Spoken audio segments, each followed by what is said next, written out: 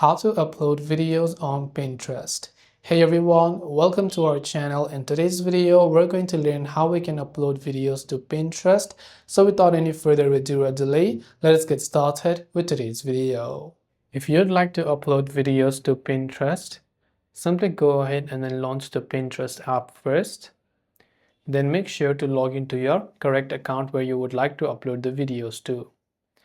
Tap on the plus icon from the bottom center. Then tap on start creating, right? So here you can select a pin.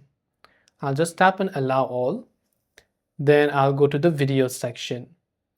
From here now I can just select the video that I would like to upload and tap on the next button over there.